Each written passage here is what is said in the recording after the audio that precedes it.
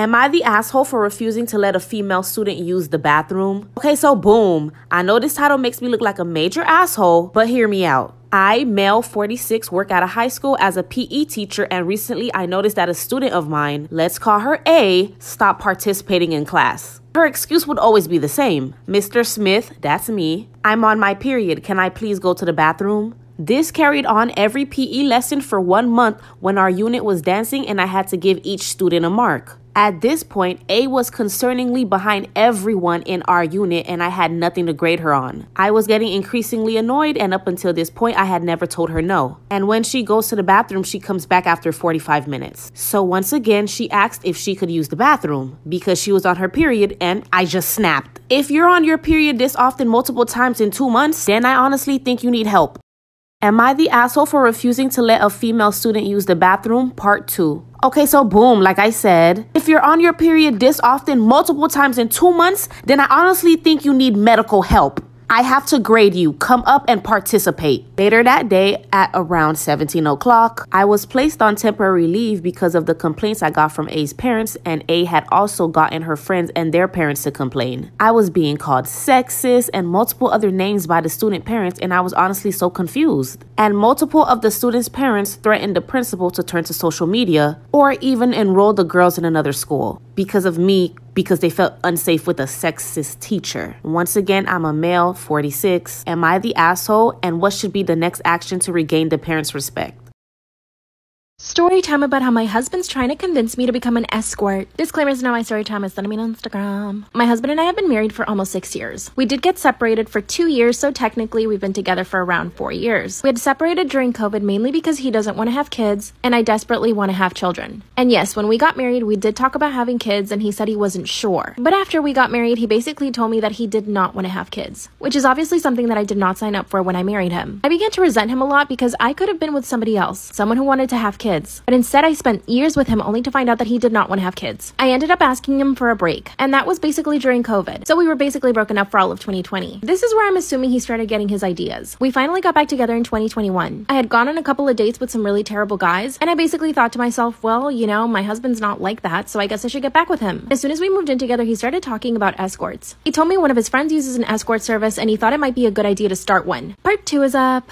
Story time about how my husband's trying to convince me to become an escort. Disclaimers, now my story time is sending me on Instagram. After he told me he was thinking about starting his own escort agency, I completely lost it. First off, I didn't want my husband to be involved in that. And secondly, I just think it would bring so many problems. He told me that we should just think about it, and I asked him to show me numbers. You know, how much do people make? And he didn't know anything about it. He had done zero research. After that, we didn't speak about it for a few weeks. Not until he asked me what I thought about being an escort. At first, I was confused, like me being an escort or what I thought about escorts being escorts. I told him escorts can do anything they want as long as they're safe and happy. Then he said, well, we should look into you becoming an escort. I started to laugh and he's like, no, I'm serious. And that's when it hit me. This whole time he was trying to convince me to become an escort? His own wife? What does that say about us? What does that say about the relationship and how he feels about me? So I turned it around and told him that he should become an escort. Then he said, I'm not as good looking as you, so I wouldn't make enough money. That's when he confessed that he had signed me up to 2 different escort websites. And he had conversations with guys pretending to be me. Part 3 is up.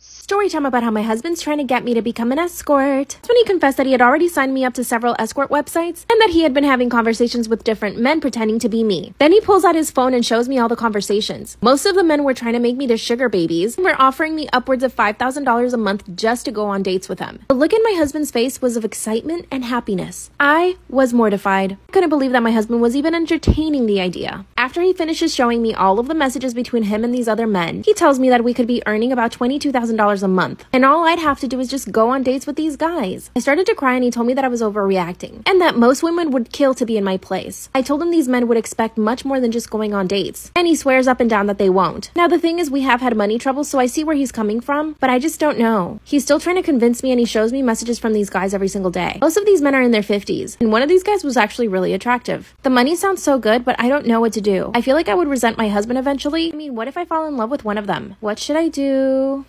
Am I the asshole for telling my in-laws what their son's girlfriend did to my son's blanket? I, female 33, found out that my husband was cheating on me when I was 7 months pregnant with our son. I got a divorce and we share custody of our 3-year-old son. Now, my ex-husband's girlfriend tried to get involved in my parenting several times. She even commented on my son's name, implying we should agree on a name we all want. She's also tried to dictate what he should and shouldn't have, and as a result, she started throwing out his things that I paid for.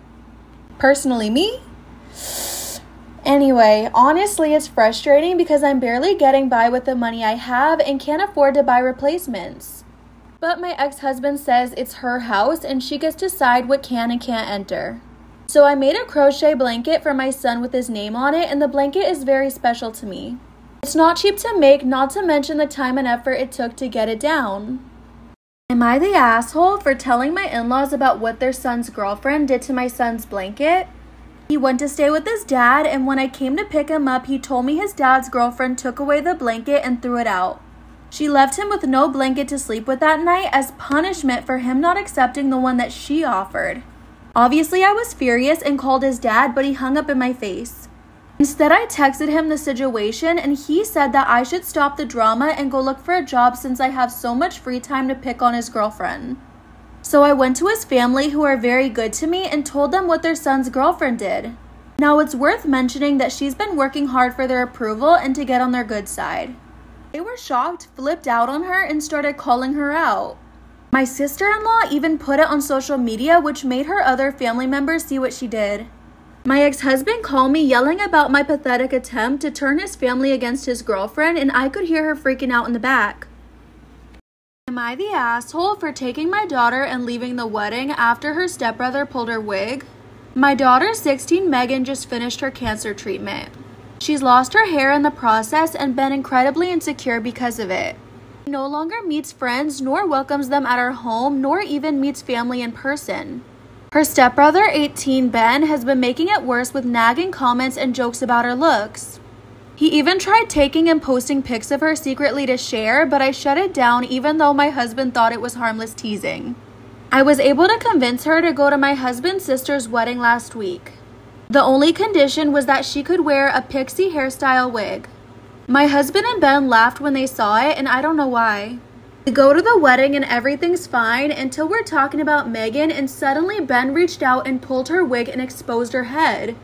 I was shocked and I froze, but Megan yelled and took her wig and ran.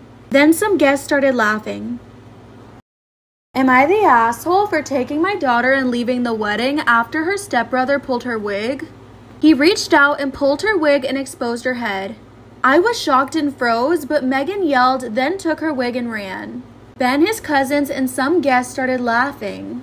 I was upset, especially when I looked over my shoulders and saw my husband sitting next to his mom laughing. I lost it on Ben and berated him in front of everyone, then took my stuff, got Megan, and got into the car and went home. Ben and my husband didn't have a ride home, and my husband kept calling me, but I didn't respond. He came home asking me about leaving and upsetting his sister, and then leaving him and Ben with no ride. I said he embarrassed Megan and humiliated her publicly, which must have ruined what's left of her self-esteem. He said it was just kids teasing each other and I overreacted. I said I was sick of it, but he said this is their way of bonding and I was getting in the way of it and being overprotective.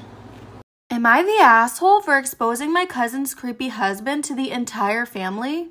I, 22 female, met my cousin's husband, 26 male, last July for their wedding. It was my first time meeting him and also the first time seeing my cousin in a few years. I instantly got a bad vibe from him and he made several comments that rubbed me the wrong way. Saying things like I seemed like a wild child and that I'm probably a bad girl at my college. Am I the asshole for exposing my cousin's creepy husband to my entire family? The account looked very fake and many of my friends sent it to me and reported the account. Of course, the one person who apparently fell for it was my cousin's husband.